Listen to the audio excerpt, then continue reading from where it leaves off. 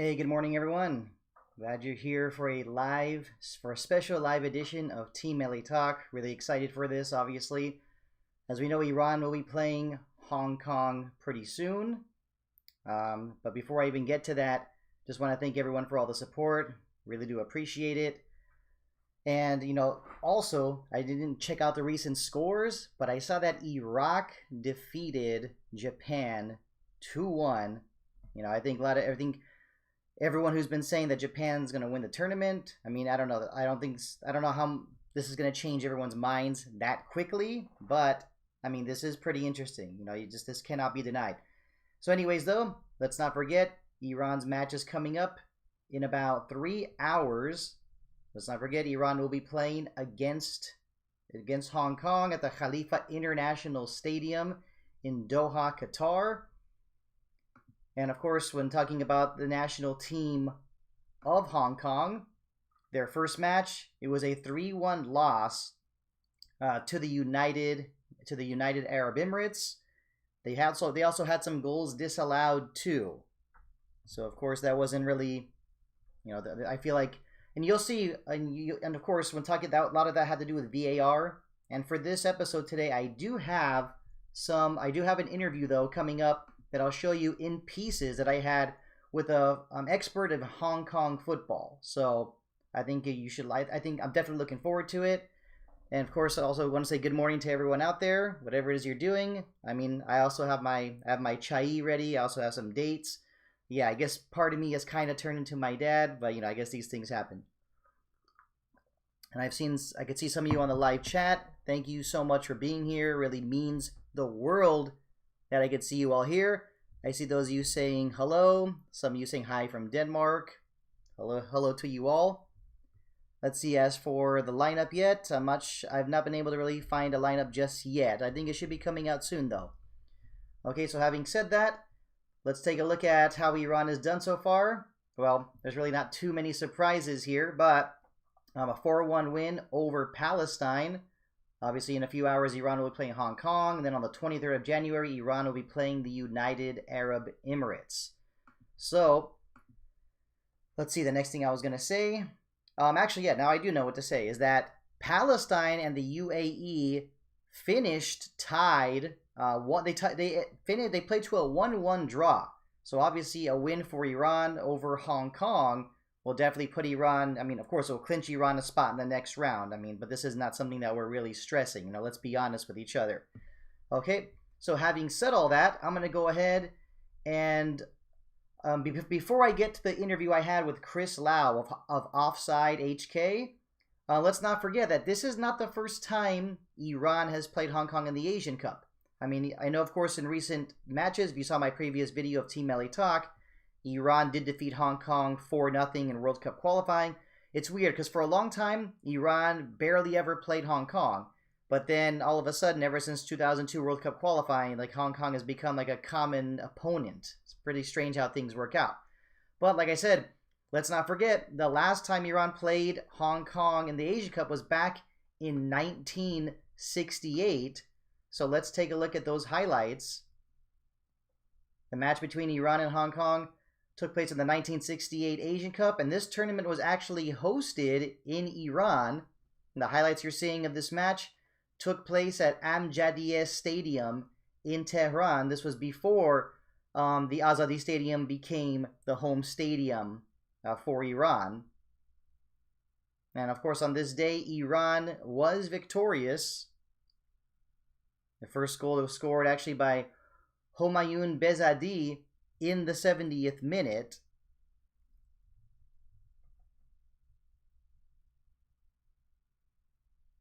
And then the second goal actually was scored not too much longer later, at about in the 89th minute by Ali Jabari. So it was a 2-1 win that day. Excuse me, why am I saying 2-1? It was a 2-0 win that day for Iran over Hong Kong. I think it's possible that the whole 2-1 score between Iraq and Japan probably has, become quite the story today. So I think that pretty much sounds just about right. Okay, so those were the highlights, and next I'm going to go ahead and share the footage for the interview I had not too long ago with Chris Lau of Hong Kong, of Offside HK. So here we go. Hope you enjoy it. And for this segment of the show, I am really excited to be joined by Chris Lau of Offside.hk. You can find them on Instagram and other social media platforms. Chris, welcome to Team Melli Talk. I'm really excited to have you here to talk about the match between Iran and Hong Kong. Thank you so much, Art, and thank you for having me on Team Melli Talk. It's a privilege and honor to be here, so thank you so much. Okay, so, obviously, got a few questions for you, but my first basic one, actually, I didn't really think of too much earlier, but how happy are you that Hong Kong is in the Asian Cup? First time since 1968.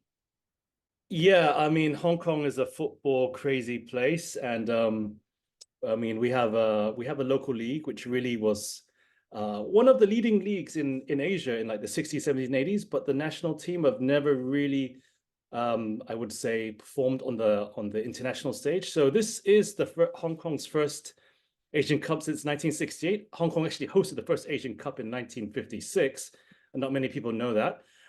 So when Hong Kong qualified, it was just a sense of relief, I would say. I mean, Hong Kong is a football crazy place. You have people playing it in lots of amateur leagues, lots of semi-professional leagues. So this is a huge thing. It's a big step for Hong Kong because Hong Kong is not a really large place. We have a very small catchment of players, and unfortunately, Hong Kong's sport is, until very recently, hasn't had a lot of funding. So if Hong Kong have a good showing and do well in the last two games, maybe this will boost interest in Hong Kong football itself.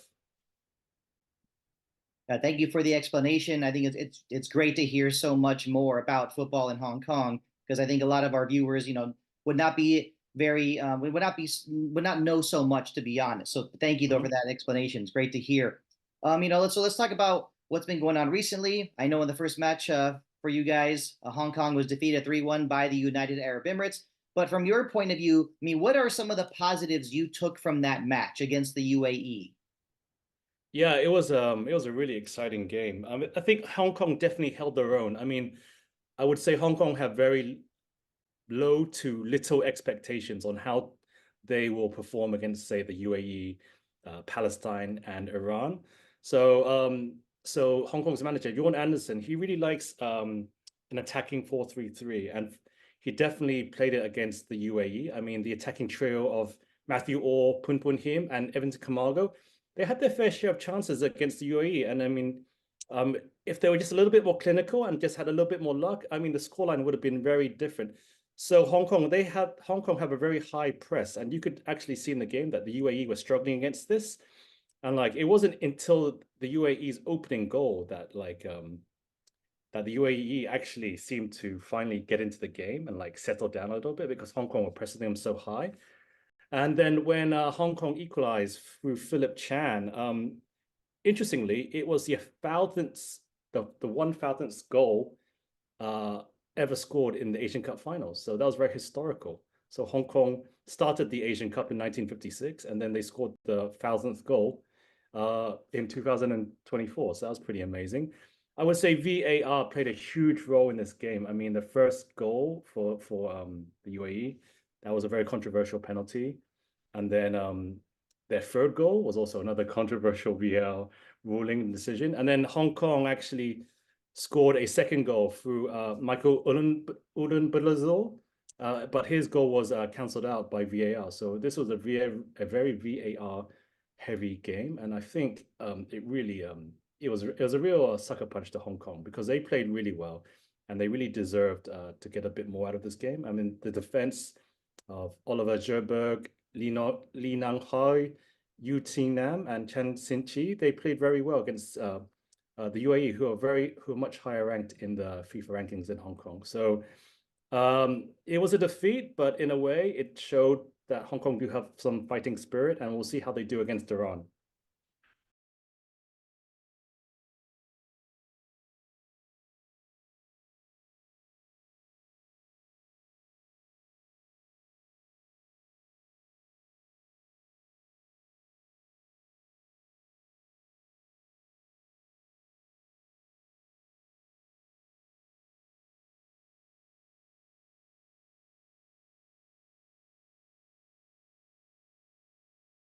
like I was saying earlier, sorry about that. I apologize about the technical difficulty.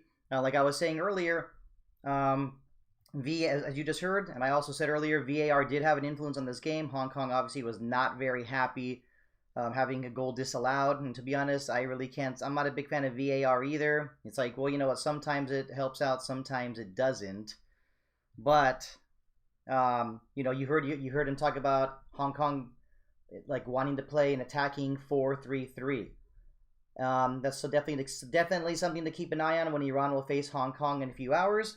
And now for the next segment that I'm about to share, I shared my 3 players to watch with Chris Lau. I'm pretty sure those of you who watched my previous episode of Team Melli Talk, I shared the 3 Brazilian players, Everton Camargo, Juninho, and Stefan Pereira. So I mentioned these players to Chris Lau, and I wanted to see, but overall, I had an important question for him. I wanted to know, from his point of view, who the best player on the national team of Hong Kong is. Who is the player to watch? So let's check out what he had to say. Okay, that's a really good question. So I would say Hong Kong are a very strong team of individuals. I mean, for an outstanding player, I mean, I would say there's actually more than one. I mean, we have some core players like Yap Hong Fai, Hong Kong's goalkeeper for like the last decade. He's a very stable goalkeeper. He's very good with the crosses. He's got good leadership skills. He's very experienced. He's been playing for the national team for like, I would say, over a decade. So he's got a good head on his shoulders. So he's seen all of these high-level games. He's played against Iran in the past many times, so he knows what to expect. So Yap Hong Fai, Hong Kong's goalkeeper, is definitely one of them. I would say Everton Camargo. So he has been in Hong Kong since I think 2016. He's a naturalized player. So to become naturalized, you need to play for at least 7 years to get permanent residency. So he got his residency just earlier on. I think in October in 2023. Now, if you saw Everton Camargo against the UAE, he was Hong Kong's attacking threat. He was like picking the ball, always going forward. Brave enough and confident enough to take on the UAE defense. He's also excellent at free kicks. So I would say look out for him against Iran. In midfield, you have the number 8, Tan Chun Lok. He played in the Chinese Super League for a couple of seasons, but now he's back in Hong Kong playing for Kitchi. Now, he's one of those players who sometimes he's so effective, you kind of don't notice him. So he's always spreading around the play. He's always tracking back. He's always like hustling. He's always hustling attackers. He's the number 8. He'll be the midfielder who'll try and subdue the Iranian attack, which is very strong. So I would go with those players. Overall, Hong Kong have really improved in the last few matches. They had a pretty tough 2023 and 2022. There was a long period of time where they like just lost and drew matches and they didn't really win any. But in the last few games, even in their last few warm-ups before the Asian Cup, they beat China 2-1, which is like a huge result for Hong Kong. And they just lost to Saudi Arabia 2-0. And, they showed glimpses of, being a really solid team against the UAE. So those players are definitely, I would mention as like core players, and let's see how they do against Iran. Okay, so you heard what Chris Lau had to say, and I just really quickly want to share the players I chose to watch prior to talking to Chris. Those players once again were Everton Camargo, Juninho, and Stefan Pereira.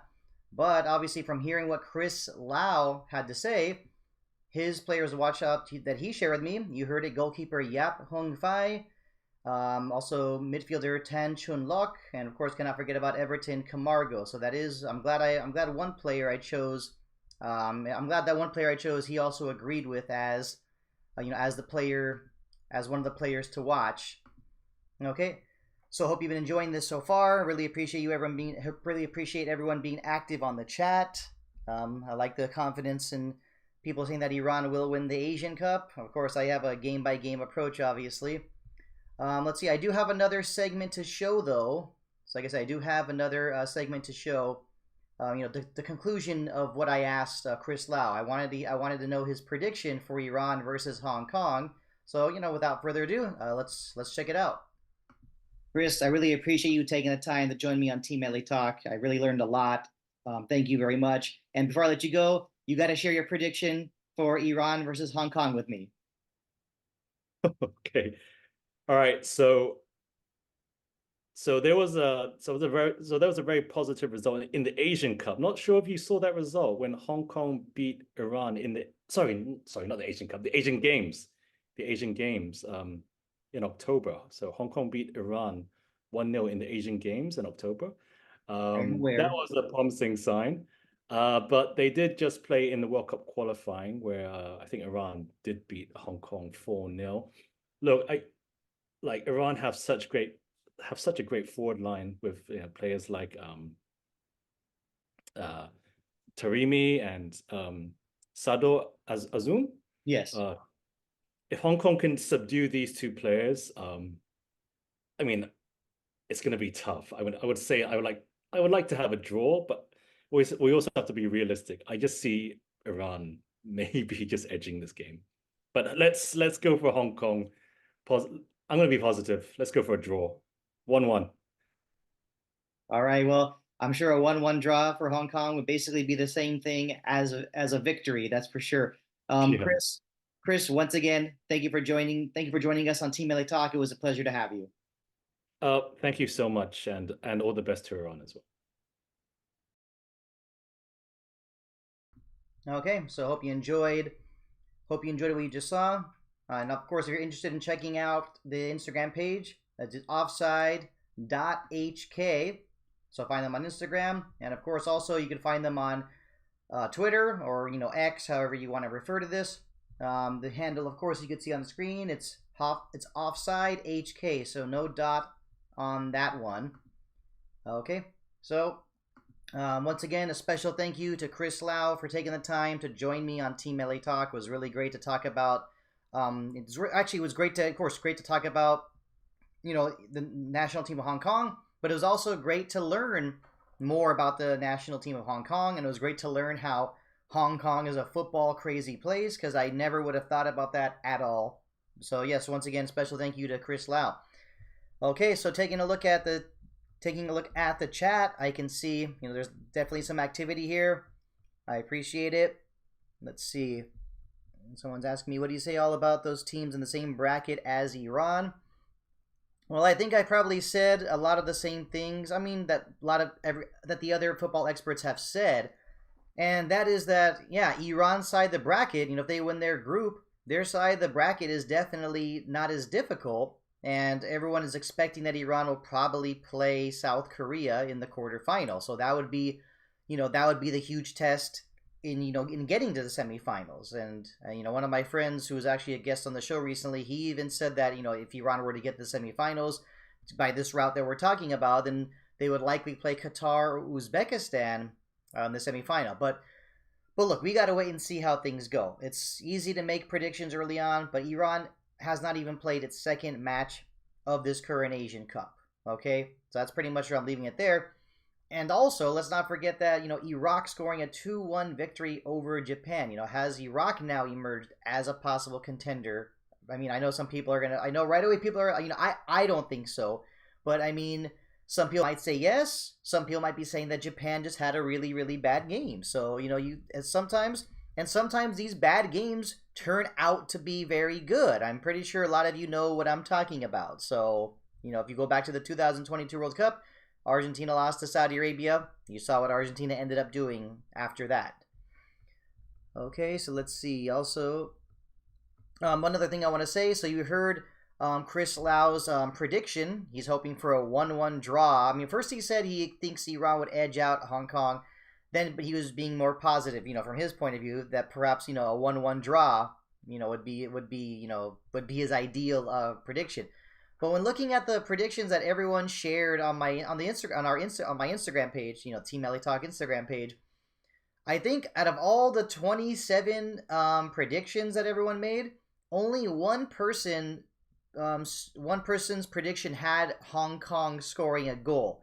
So clearly everyone, all Team Melli fans are expecting a really lopsided score, between, when Iran plays against Hong Kong. I think that's pretty much the general consensus. My friend Roy Caviani, who was a guest, the previous episode, I just had to preview this match against Hong Kong. His prediction was 6-0. He's expecting a really, really a lopsided score. So let me see what everyone else is saying. Some people, I guess right now, a big talk among Team Melli fans right now is what kind of lineup. Right now, the talk is what kind of lineup Amir Ghalanoui should be using. I see people saying things like a mix of, A players and B players. Some people saying, no, don't do that. I see someone saying, I like to see Gaidi on the left wing. You know what? I would really like to see Mehdi Gaidi on the left wing as well. I really like what he brings to the team. Like I said in my video, I was really surprised when I saw that he was in the starting lineup, but I was pleasantly surprised. So that was really cool. And let's see, asking about now my prediction for the lineup. Okay, well, Bayron Van in goal. I think we'll see Haj Safi and Moharami as the wingbacks, and then Kanani Hosseini, Ezatolahi Godus, central midfield. Then I think we'll see Gaidi playing as a left winger. And you know what? I actually think it's pretty much going to be the same lineup, except this time Sardar Azmoun, except this time Azmoun will be starting. I really am not expecting that many surprises. I'm not expecting surprises from Amir Ghalanoui. He doesn't come off as a coach who likes to take a lot of risks. I think, he has the mindset where he wants to secure this victory. And because look, even if Iran wins this game, they don't win the group.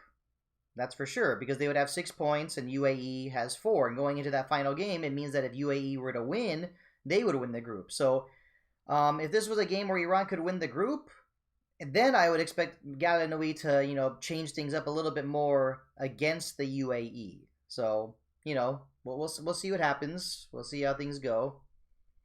Now, let's see. I'm planning on doing this stream just for a few more minutes. Just like everyone else, I do have to get to work. But if you have any more questions or comments to share, please do so. I really love interacting with my followers. Of course, you all mean the world to me. Let's see. I see someone predicting 4-0 Team Melli. Someone said if we play our main lineup, we will score more than 4 goals. Yeah, I could see that. Also, it says Golizada needs to get some minutes on the pitch, in my opinion. Yes, I definitely agree there. I don't think he should be. I don't think he should be starting, just because he had not played for a while. Maybe he's not in the best form. But yes, he needs to come off the bench. If he doesn't come off the bench, I'd be very surprised about that. So yes, hopefully we do see him. Hopefully we do see him come off the bench. Let's see. I saw someone say, "Don't want to see Saudi Arabia win the Asian Cup." Yes, I agree with that. Times 100. Obviously, I don't want to see that. See, am I going to watch the game live? Well, I am going to be at work, but yes, I'll make sure I'll find a way to watch it. Trust me. That you can rest assured that will be done. Next. Another prediction, 7-0. See, everyone's predicting lots and lots of goals against Hong Kong. And I know, and it's easy to say that because Iran beat them 4-0 in the World Cup qualifier at the Azadi Stadium. That's for sure. I understand that was a good game Iran played. But I think you also got to say, too, now Hong Kong has become very familiar with Iran. What kind of adjustments is Jorn Anderson going to make? This is a valid thing to say. I mean, I'm still expecting Iran to win without any problem. But, let's see. I see someone say if Gaidi plays, at least win by 3 goals. Next question I have, let's see, from Janshid Bek, Turahanov. Do you think Uzbekistan can beat Australia? Well, I can tell that this question has come from Uzbekistan. I'm guessing either Tashkent or Samarkand. Do I think Uzbekistan can beat Australia? I think they can, but I'm not expecting it. To me, the match between Uzbekistan and Australia has a draw written all over it because it'll mean Australia's already won the group, so it'll mean a draw means Australia still wins the group, and Uzbekistan will clinch the second spot. So I think Uzbekistan could beat Australia, but I'm expecting a draw for that match. Okay, and so someone just said have a nice day. Thank you to you too. I appreciate it so much. Thank you, quality. I see a prediction here from Mehdi, 2-0 Iran. Okay, so going with the lower scoring game. Maybe Mehdi, perhaps you're thinking that Iran should focus a little bit more on defense and not just be so gung-ho on offense. Let's see. Someone asked me if I can call in sick. No, I'm not going to call in sick for the match between Iran versus Hong Kong. Trust me, with the job I do, I will be able to get I will be able to watch. That's for sure. And also, I don't want to be calling in sick to watch Iran versus Hong Kong on TV, or on Paramount Plus, because I am going to be having to use some days eventually for something else, but I'm not going to share yet. Let's see. Did I expect Iraq to beat Japan? I've been so busy lately. I didn't even focus on that match because to me, I just thought Japan would win all 3 of its group phase matches and that's it. But obviously, the answer, no. Of course, I did not expect Iraq to beat Japan after how well Japan has been playing. How they've done in those, beating Germany, the World Cup. I mean, come on. There's no way I was going to give Iraq a chance against Japan. Now, let's see. Next question from Ellie Jeff. Says, don't you think Galanoy should give rest to the main players this match if Iran is planning to win the Asian Cup?